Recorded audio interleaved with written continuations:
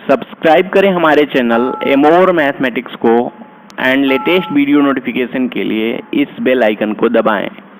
Hello friends, welcome to Amor mathematics. Amor mathematics में आप सबका स्वागत है। गाइस, आज हम बात करने वाले हैं यूपीएसआई एग्जाम के बारे में। एक टॉपिक के लिए आप लोगों के बहुत सारे कमेंट आ रहे थे कि सर मूल विधि और संविधान एक बहुत ही हेक्टिक टॉपिक है और इस पे आप वीडियो जरूर बनाएं। तो आप लोगों को बता दें गाइस, कल से सुबह 9 बजे आपकी क्लासेज लगेंगी डेली, और ये क्लासेज रहेंगी मूल विधि के ऊपर। ठीक है, संडे को ऑफ रहेगा, बाकी सभी दिन जैसे आपकी क्लासेज रहेंगी और पूरे विस्तृत से हम देखेंगे। तो आज हम देखेंगे मूल विधि का पूरा सिलेबस कि मूल विधि में आपको क्या क्या पढ़ना है, कैसे कैसे पढ़ना है। ठीक है, चलो देखते हैं गाइस। ये देखो, यूपीएसआई एग्जाम जो पैटर्न है उसमें जो आपकी हिंदी आती है, देखो ये एग्जाम पैटर्न एक बार आप समझ लो। जो नए बच्चे हैं, 40-40 क्वेश्चन के आपके सभी पेपर होंगे। ठीक है, प्रत्येक क्वेश्चन 2.5 नंबर का होगा। 40 का 2.5 नंबर का गुणा करोगे तो आपके 100 नंबर आएंगे। ठीक है, तो 100 इसके हो गए, 100 इसके हो गए, 100 इसके हो गए, 100 इसके हो गए। ठीक है, यानी कि क्वेश्चनों की संख्या 160 रहेगी, नंबर आपके होंगे 400।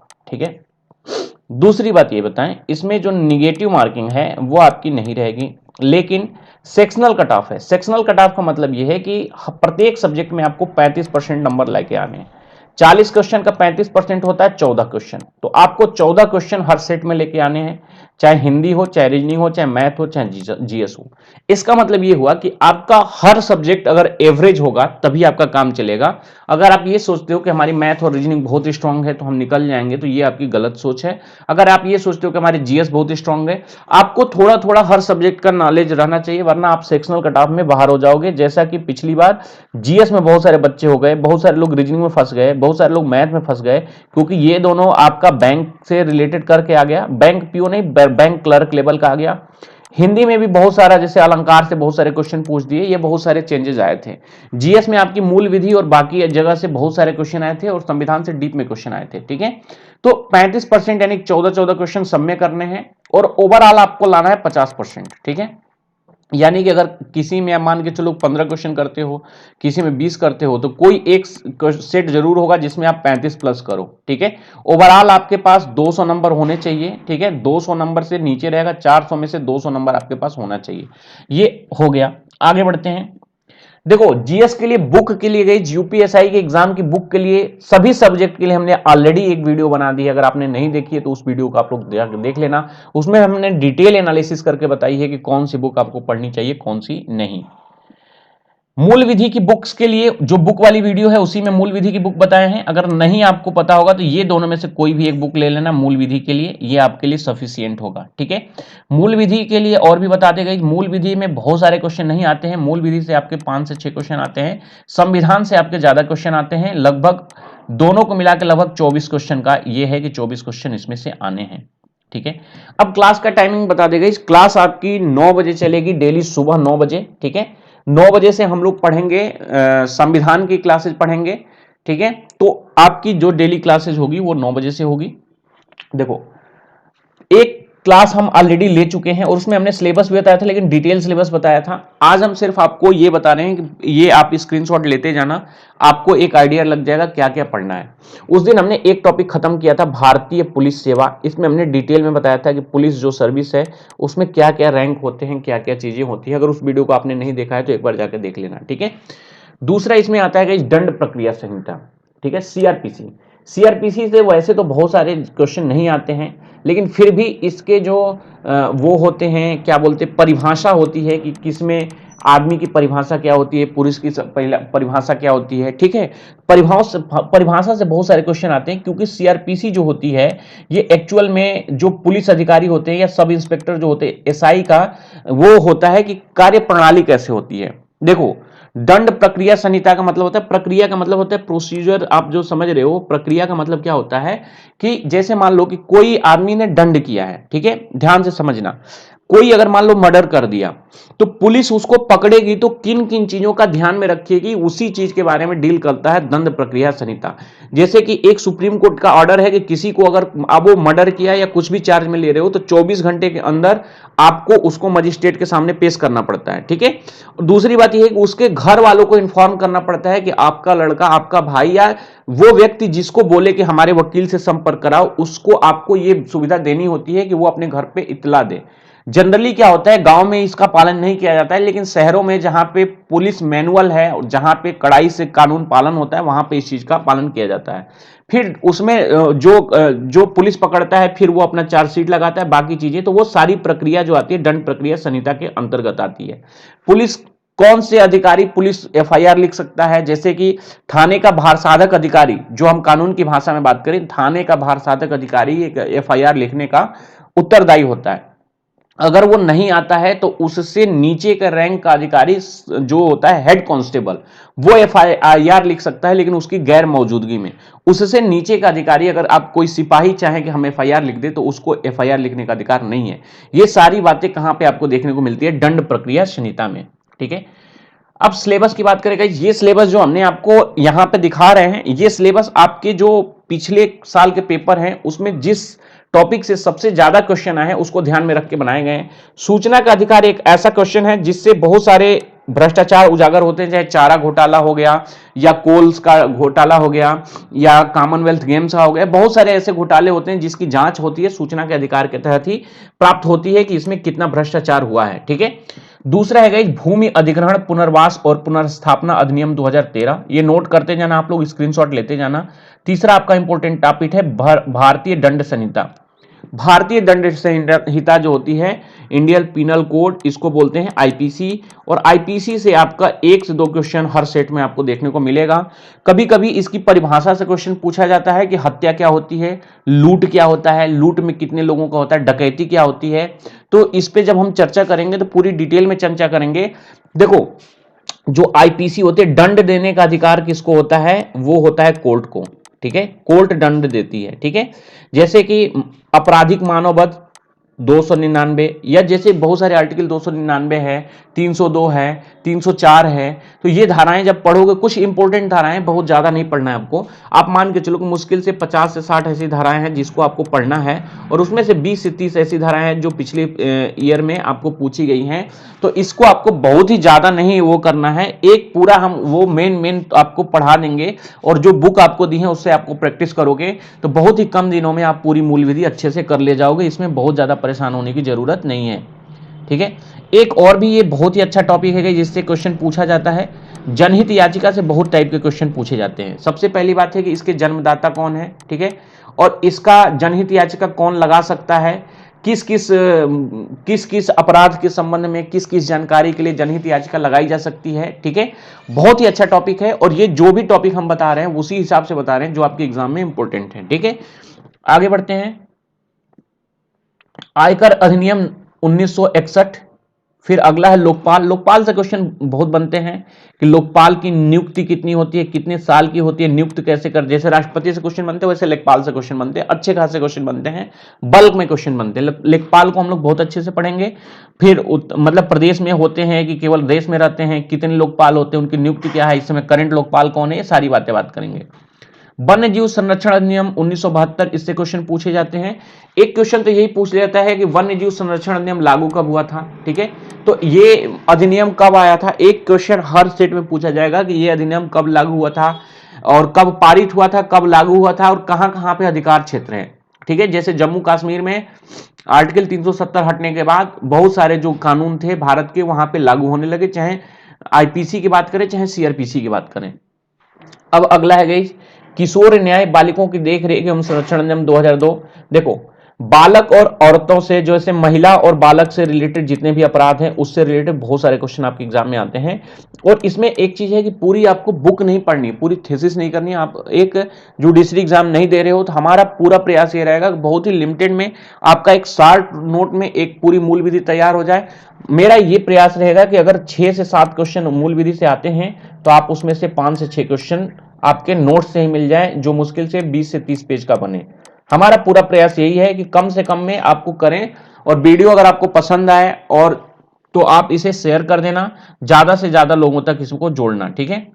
दहेज प्रतिषेध अधिनियम 1961, देखो जो दंड प्रक्रिया संहिता है, आईपीसी में ही दहेज मृत्यु के बारे में दंड का प्रावधान है, लेकिन दहेज में बहुत तरीके के अपराध आते हैं, तो उसके लिए एक अलग अधिनियम बना दिया गया 1961 के नाम से। अब इसमें यह होता है कि कब ये लागू हुआ कब पारित हुआ। पारित होने से मतलब यह है कि गाइस कि जैसे जो राज्यसभा और कोई बिल पारित होती है उसको बोलते हैं पारित होने की डेट, कि राज्यसभा में इस डेट को पारित हुआ, वो लोकसभा में इस डेट को पारित हुआ, और हस्ताक्षर जब करते हैं। लागू होने का मतलब ये होता है कि जब उसको इंप्लीमेंट किया जाता है, ठीक है। इसको हम और भी डिटेल में देखेंगे कि इसका क्या क्या मतलब है और ये कब हुआ। कई सारे कानून बन जाते हैं पहले, लागू होते हैं बाद में। ह्यूमन राइट्स जो है, मानव अधिकार संरक्षण नियम 1993, देखो अभी एक हाथरस में कांड हुआ था, ठीक है। हाथरस में एक कांड हुआ था जिसमें एक बच्ची के साथ जो भी हुआ था बलात्कार और बाकी चीजें थी, उसमें जो इलाहाबाद हाई कोर्ट है, इलाहाबाद हाई कोर्ट का लखनऊ खंडपीठ ने इसी नियम के तहत पुलिस को पूछा था कि उसके लाश को क्यों जला दिए गए, ठीक है। देखो पुलिस जो कोर्ट का काम यह है कि किसी भी अगर समाज में कुछ भी गलत चीज हो रहा हो तो उसकी समीक्षा करती है। उसमें जो सबसे बड़ी गलती ये थी कि एक जो बॉडी है, डेड बॉडी बोलते हैं उसको, किसी की भी हो, किसी भी व्यक्ति की हो, कैसा भी व्यक्ति हो, इवन इफ कोर्ट का मानना यह है या भारतीय का जो कानून बोलता है अगर कोई अपराधी भी है तो उसे भी सम्मान पूर्वक उसकी बॉडी को जलाना चाहिए। जैसे आप देख रहे हो कोरोना काल में कई बार कोर्ट ने आदेश दिया, जब ये देखा गया कि कई बार छोटे छोटे बच्चों को कुत्ते लेके भागते रहते हैं या जैसे बेड की स्थिति सही नहीं है, तो वो सारे के सारे जो कोर्ट आदेश देता है मानव अधिकार संरक्षण अधिनियम के तहत ही देता है। हाथरस केस में जो हस्तक्षेप था वो यही था कि रात को डेड बॉडी नहीं जलानी चाहिए थी, और उसमें जो इलाहाबाद कोर्ट है, हाई कोर्ट है, उसके लखनऊ खंडपीठ ने सबको तलब किया था और सबकी बोलती बंद हो गई थी। आगे बात करते हैं घरेलू हिंसा से महिलाओं का संरक्षण नियम 2005। इससे क्वेश्चन बहुत सारे बनते हैं। एक चीज बता दें, घरेलू हिंसा से महिलाओं का संरक्षण का मतलब होता है घरेलू हिंसा में बहुत सारी हिंसाएं आती हैं।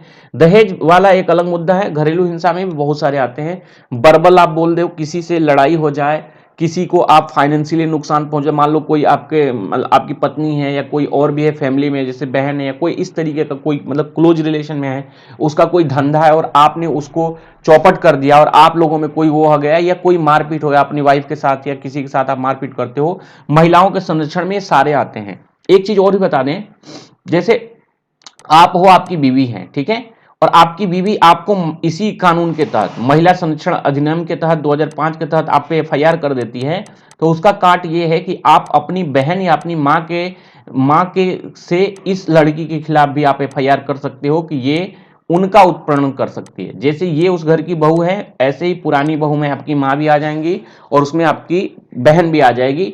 ऐसा काट निकाला जाता है वकीलों में, जैसे कि आप पढ़ोगे तो ऐसे बताया जाता है कि ये अगर ऐसे करते हैं तो हम उनको कैसे करेंगे। आगे करते हैं, अनुसूचित जाति और अनुसूचित जनजाति अधिनियम SC/ST एक्ट बोलते हैं 1989, ठीक है। अभी कल ही उसमें उत्तराखंड हाई कोर्ट ने SC/ST एक्ट पे एक वर्डिक्ट दिया था। आपको बता देते हैं, हम तो डेली सुप्रीम कोर्ट के आदेश पढ़ते रहते हैं, उसमें क्या क्या आता है। उसमें यह आया था कि बहुत ऐसी बार देखा है SC/ST एक्ट जो है, इसमें क्या होता है कि बहुत निर्दोष लोगों को फंसाया जा रहा है। अब उसमें एक केस हुआ था कि एक आदमी ने केस किया था कि एक दूसरे व्यक्ति ने, जैसे एक व्यक्ति है, इसने इसको इसके घर में आके गाली दिया है, ठीक है। तो कोर्ट का मानना यह है कि SC/ST एक्ट जो लगाया गया है ये गलत लगाया गया है। अगर इसने गाली दिया है तो कोई उसका एक गवाह जरूर होना चाहिए, या आपकी पत्नी हो या कोई भी ऐसा व्यक्ति जो उसको देखे, तो उस आधार पे इसको कैंसिल कर दिया गया है। अब केवल इस आधार पे गिरफ्तारी नहीं हो जाएगी कि वो है, ये कानून जो है वो संरक्षण देता है और बहुत ही अच्छा कानून है, इसकी बहुत सख्ती से पालन होना चाहिए। लेकिन जो इसका दुरुपयोग हो रहा है उसको रोकने के लिए भी कोर्ट लगातार अपने वो निर्णय देते रहता है। इस पे एक पिछले अगर गवर्नमेंट में देखा जाए तो एक सुप्रीम कोर्ट का ऑर्डर भी आया था जिसको संसद के द्वारा पलट भी दिया गया था। जब हम इसको पढ़ाएंगे तो और भी अच्छे से इसको विस्तृत तरीके से बताएंगे। ये कल का ऑर्डर है, कल शाम को 6-7 बजे का है। बाल विवाह निषेध अधिनियम 2006, देखो बाल विवाह जो होता है उस पर एक नियम आया है और इसमें ये होता है कि जो लड़कियों का है वो एज जो निर्धारित गई है 18 वर्ष की गई है। सरकार इस पे भी विचार कर रही है 2021 में हो सकता है कि जो 18 वर्ष है उसको कुछ बढ़ा दिया जाए, क्योंकि ऐसा माना जाता है कि लड़कियों में मैच्योरिटी लेवल जैसे मां बनने का और बाकी चीजें जैसे परिवार को संभालने का, ये चीजें गवर्नमेंट कह रही है कि वो उनके पढ़ने का और आगे बढ़ने के लिए ये जरूरी है कि उनकी जो उम्र है एज की शादी करने की उसको बढ़ाया जाए। इस पर भी हम डिटेल में बात करेंगे और ये लेटेस्ट हम अपडेट आपको बता दें, लेटेस्ट केस जो होंगे वो भी हम बताएंगे। सूचना प्रौद्योगिकी अधिनियम 2000, देखो आईटी एक्ट बोलते हैं, जो आपका पुलिस यूपीएसआई का एग्जाम हुआ था 2016 में, उसमें जो एफआईआर हुई थी, पेपर आउट हुआ था, वो इसी अधिनियम के तहत हुआ था। अभी चाइना में जो ऐप बैन हुए हैं वो इसी अधिनियम के बैन हुए हैं आईटी एक्ट में, कि वो हमारी सूचनाओं की चोरी कर रहे हैं। और तमाम ऐसे करंट में भी इशू आते रहते हैं, जो भी इशू होगा वो हम बताते जाएंगे।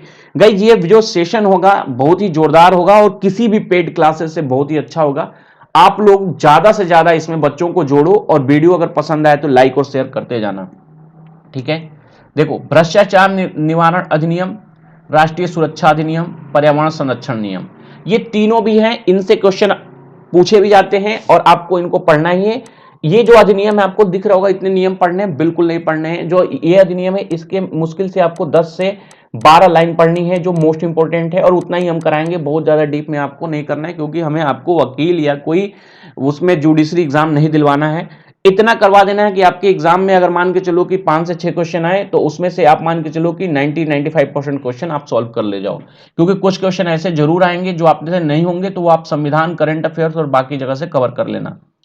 अब देखो गाइस, इसके अलावा बता दें, जो यूपीएसआई का मुद्दा है उसको लेके देखो, कल हम लोग गए भी थे, ये सीएसएस का वो है, जमीनी स्तर पे भी हम कर रहे हैं, पढ़ाई भी कर रहे हैं और लड़ाई भी कर रहे हैं। मतलब लड़ाई से मतलब ये है कि अपनी मांग भी कर रहे हैं। सुप्रीम कोर्ट का ये ऑर्डर है मनीष कुमार बंदा अन्य में, जिसमें इन्होंने बोला था कि इतनी भर्तियां खाली हैं और हर साल 3200 देंगे। तो हमने इसमें जो हम मिले थे उसमें हमने 2-3 मांग रखी है। एक मांग रखी है कि आयु सीमा जो है वो 25 वर्ष होनी चाहिए, जैसे कि बिहार में 37 वर्ष है। जिसमें क्षमता होगी, जिसमें वो होगा वो करेंगे। और इस भर्ती को लेके हम सड़क पर हैं, ठीक है। मतलब ये है कि हम लोग पढ़ाई भी करेंगे और इस भर्ती को लाने में अपना भरपूर समर्थन भी करेंगे, और हम हर स्तर से करेंगे, ठीक है। यहाँ पे हम है ये हैं, ठीक है। और बाकी ये वंशराज दुबे जी हैं, और यहाँ पे बहुत सारे हैं, ये दिलीप सर हैं। ऐसे बहुत लोग गए थे, उसमें काफी लोगों की संख्या थी, इसमें बहुत कम लोग आ पाए हैं, 40-50 की संख्या में बच्चे गए थे। तो गाइस ये चीजें हैं कि भर्ती आपकी बहुत ही जल्द आएगी, ऑफिशियल नोटिफिकेशन बहुत ही जल्द दिखेगा, और इस चीज को हम लोग हर तरीके से उठा रहे हैं, चाहे ट्विटर के माध्यम से। आपको बता दें 7 नवंबर को हमने ट्विटर एक ऑर्गेनाइज भी किया था, और उसमें बहुत सारे चैनलों ने सपोर्ट भी किया था, बहुत लोगों ने नहीं भी किया था। और अब क्या है कि यूपीएसआई के मुद्दे पे बहुत सारे लोग शांत हो गए, कोई भी वीडियो नहीं बना रहा है। तो मैं बता दूं, यूपीएसआई की आप अगर तैयारी करते हो तो इस चैनल से जुड़े रहो। हम अब लगे हैं तो इस भर्ती को तो निकलवा ही देंगे।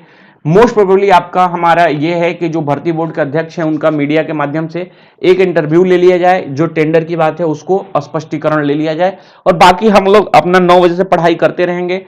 25 तारीख को हमारा क्या है गाइस, 25 नवंबर को लखनऊ में सबको आना है, एक हमें ज्ञापन देना है जिसमें हम पूरी उसकी ड्राफ्टिंग करेंगे, और बहुत ही जल्द से जल्द ये भर्ती आएगी भी।